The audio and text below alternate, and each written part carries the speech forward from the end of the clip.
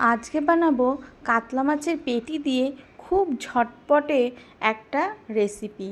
খুব ঝটপট করে এই কাতলা মাছের পেটি দিয়ে আমি একটা মাছের ঝোল বানাবো।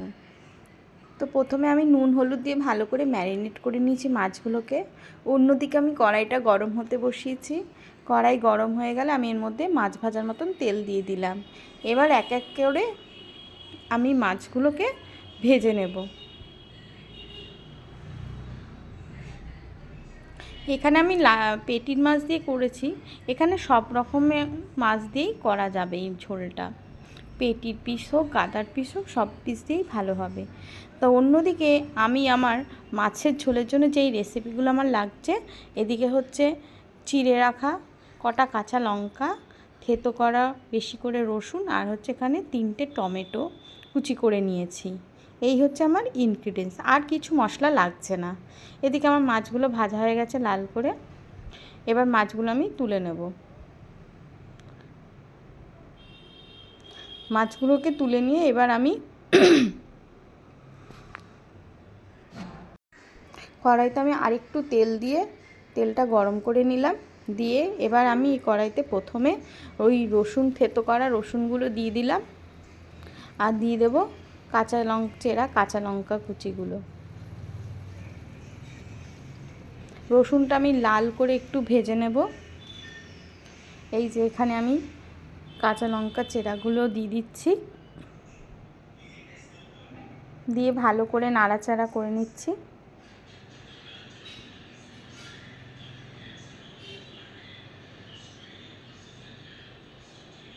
এরপরে আমি এর মধ্যে টমেটো কুচিগুলো অ্যাড করে দেবো।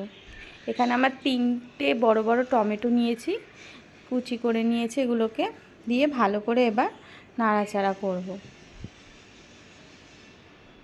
টমেটোগুলোর মধ্যে সামান্য একটু নুন দিয়ে দিলাম।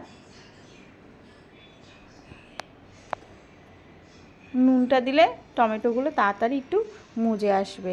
এই দেখো টমেটোগুলো আমার অনেকটাই নরম হয়ে গেছে। এরপরে এর মধ্যে আমি হলুদ আর লাল লঙ্কার গুঁড়োটা অ্যাড করব। বাস, এখানে আর কোনো মশলা লাগছে না আমার। দিয়ে ভালো করে নাড়াচাড়া করে নেব।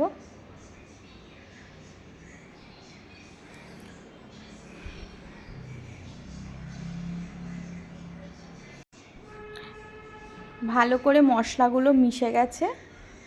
দেখো টমেটোটাও আমার প্রায় গলে গেছে। এর মধ্যে আমি এবার সামান্য একটু চিনির গুঁড়ো দিয়ে দিলাম।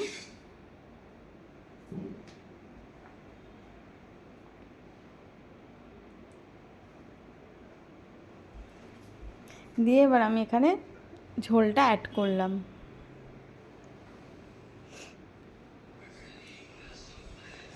ঝোলটা এবার আমার একটু ফুটে উঠলে তারপরে আমি মাছগুলো এর মধ্যে দিয়ে দেবো। আমি একটু ঢেকে রেখেছিলাম যাতে ঝোলটা আমার তাড়াতাড়ি ফুটে ওঠে। ফুটে গেছে, এবার আমি মাছগুলো দিয়ে দিয়েছি। দিয়ে খানিকক্ষণ নাড়াচাড়া করে নিচ্ছি। এরপরে এর মধ্যে আমি শুধু একটা বিশেষ ইনগ্রিডিয়েন্টস সেটা অ্যাড করব। সেটা হচ্ছে একটু রাঁধুনি বাটা।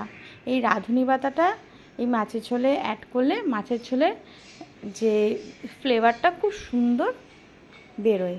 তো এই রাঁধুনি বাটাটা দিয়ে একটু নাড়াচাড়া করে আমি একটু 2 মিনিটের জন্য ঢেকে দেব, যাতে ফ্লেভারটা পুরো মাছের ঝোলে ছড়িয়ে যায়।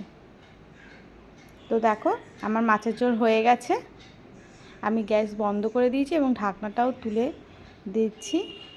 এবার আমি এটা একটা সার্ভিং বলে নিয়ে নিয়েছি। কত সুন্দর লাল লাল মাছের ঝোল হয়েছে, একদম পাতলা লাল মাছের ঝোল। খেতে খুব টেস্টি। গরম ভাত দিয়ে একবার বানিয়ে খেয়ে দেখবে, খুব ভালো লাগে। আর কম সময়ে খুব তাড়াতাড়ি এই ঝোলটা হয়ে যায়।